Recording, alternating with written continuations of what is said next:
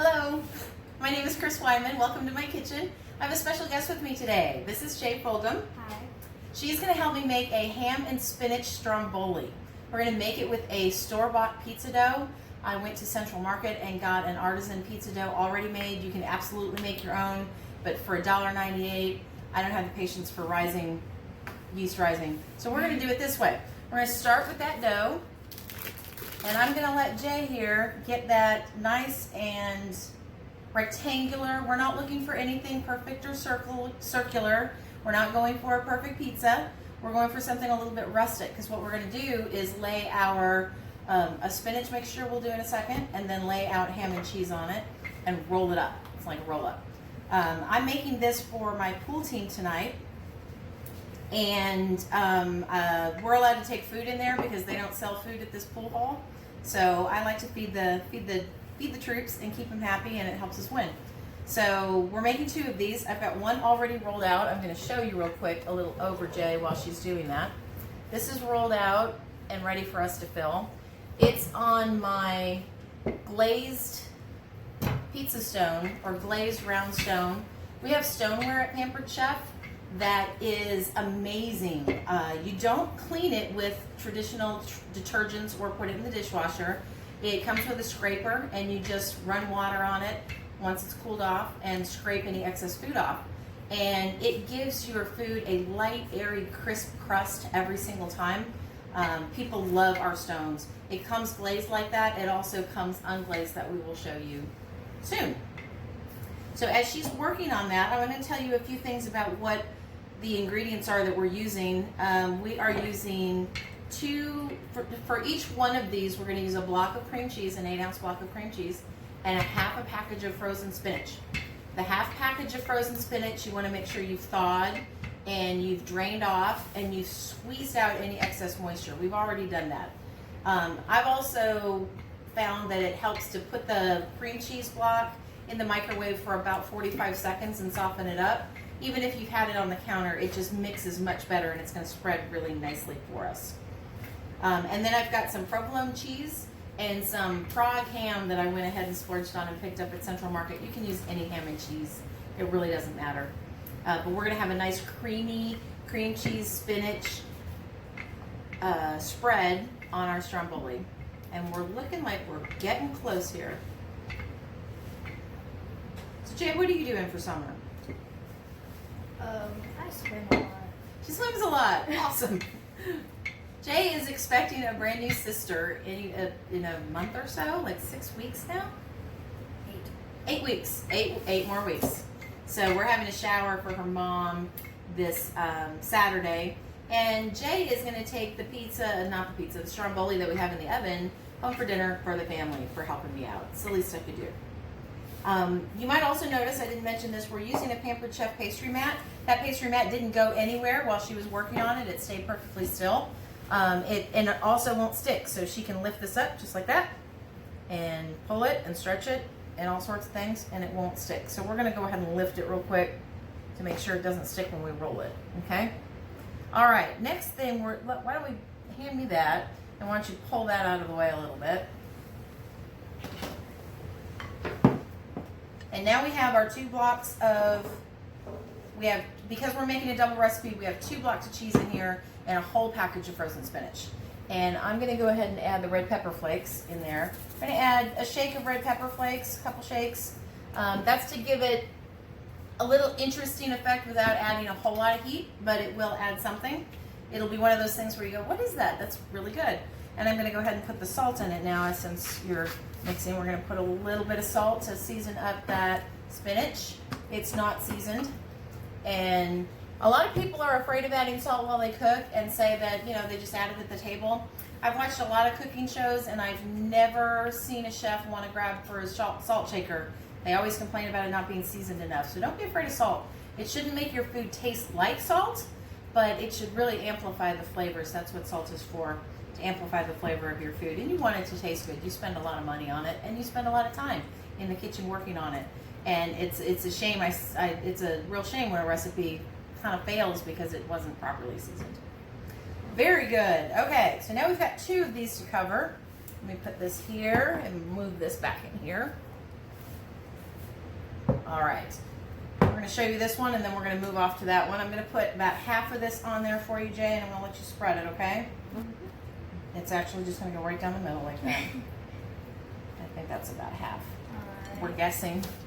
Here you go. Thank you.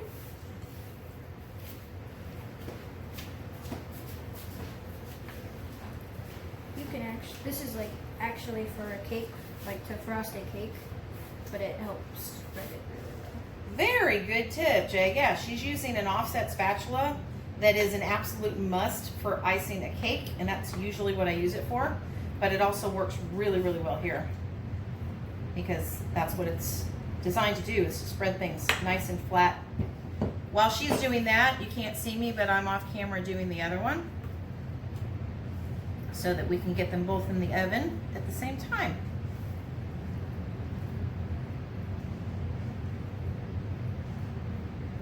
Do you have enough there? Because I might have more than I need right here. I need a little bit there. It's a little bit thinner than There you go.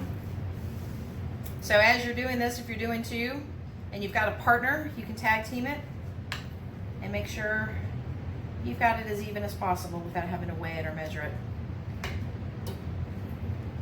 Though I have to say my kitchen scale is one of my favorite things too, weighing out portions of food. Need any more, or are you good? I'm good. All right. Start grabbing that ham over there, girl. Alright, so just want to put the ham all over, basically.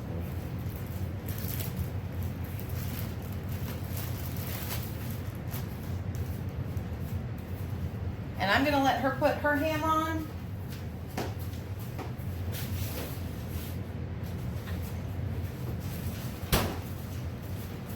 And I will go ahead and put my ham on mine. It doesn't have to be like perfect. It just needs to go over.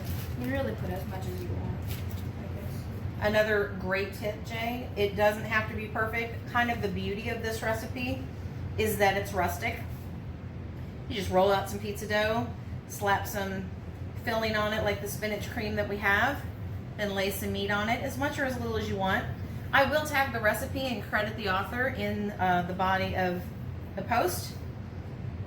And he or she, I'm sorry, not sure which, does not tell you how much ham or cheese to use, because that's totally up to you. Are you doing a light appetizer for people, or are you actually trying to feed them for dinner, and how hungry are they? And of course, you don't want it so full that you can't roll it. Yes. And I'm gonna start on the cheese. Again, it doesn't have a specific amount. Yeah, you just do what feels right to you. I would say, if I had to guess, that we have about a half a pound of ham on here. Yeah. And we're probably going to have about a quarter to a third pound of, maybe half a pound of cheese on it. I like mine cheesy, so if we go a little heavy on the cheese, I'm not going to cry about it. And if some oozes out along the way, I'm not going to cry about that either. Just makes it even better. That's how you know it's going well.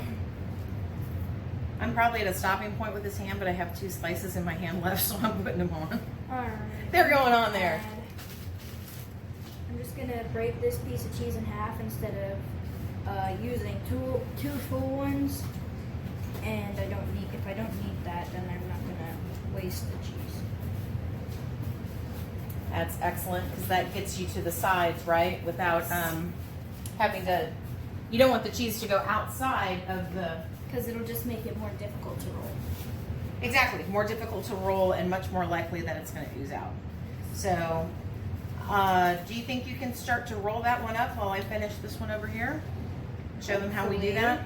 It's a little harder on that round thing, so good luck with that. But again, what did we say? It does not have to be perfect. Yes, first I am just going to start from one side and roll it a little bit and gradually go to the other. And with the ends, you want to like tuck it so it is less likely to ooze.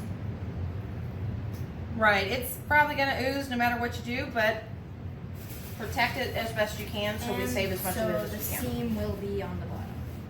Very good.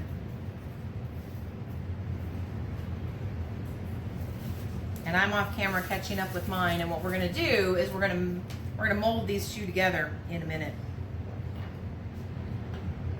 So before you cut that, do me a favor and try to shape it like a half moon.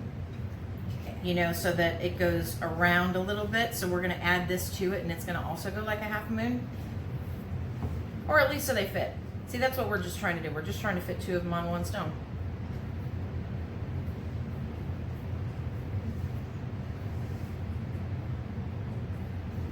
Very good. And mine's getting tucked here, and I'm about to bring it over.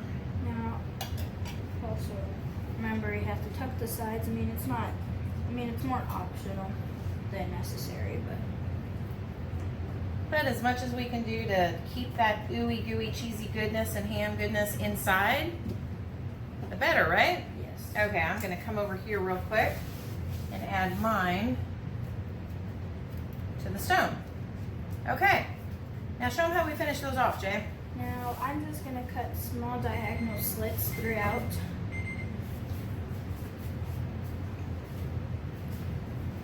Not like completely next to each other, but pretty spaced out.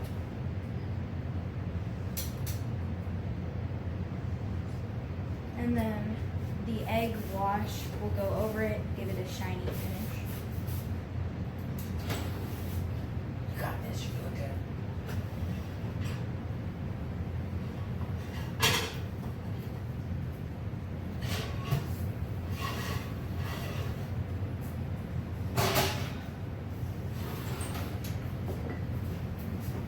You don't want too much egg wash because that'd be scrambled egg on top of it.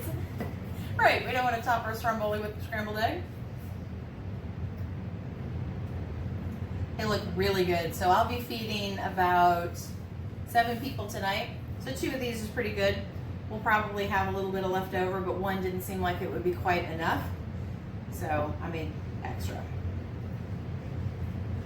And see how fast we've done this? And this was doing 2. So if you're just doing 1, probably take you from start to finish about 30 minutes. Well, no, I'm sorry. Let me retract that. It bakes for about 25 to 30 minutes, okay? So it probably took us about 15 minutes to put it together. So you'll have a really fun, hearty dinner on the table that you can involve the kids in. Jay's in middle school, so this was a piece of cake for her, but you can see even younger kids could paint the egg wash on. And what we're gonna do in a second is sprinkle poppy seeds on top just to make it look pretty. Oh, and let me talk about those for a second. Poppy seeds. Who uses a ton of poppy seeds in their house? I don't know of anybody that does. This recipe called for poppy seeds on the top, and I just wanted to illustrate that you can go to Central Market in the bulk section and get any spice. And I would recommend you do that. You think of Central Market as an expensive place, and it is for a lot of things, but their bulk spices, way less than you pay even at Walmart. So save your jars, and when they're empty, go check out the bulk section in Central Market or whatever store that you have in your area that does spices by bulk. This amount of poppy seeds, which will probably last me my lifetime, was 25 cents. Okay, I'm gonna check on our other stromboli while Jay finishes that up and closes this out. And the egg wash is also gonna help the poppy seeds stick on better and not just roll right off since it's a round piece.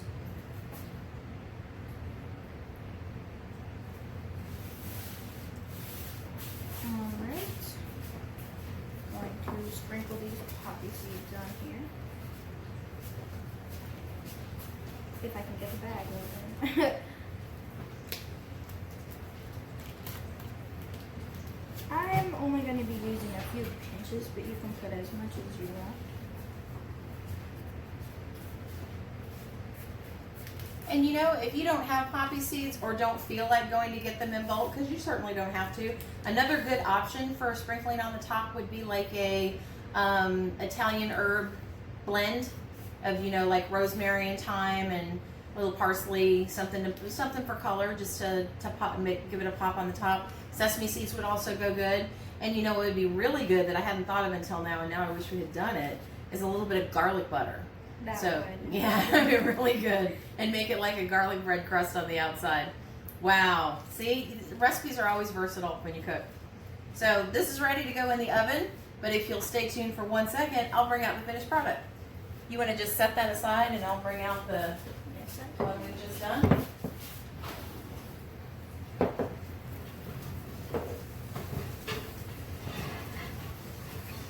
Come here. Ooh, sounds really good. You can hear it, right? I can't Yes. actually set it down, so.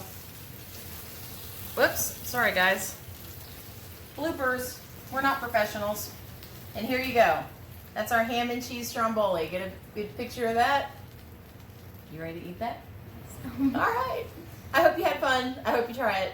Give us a comment. The link is below for the recipe. Bye.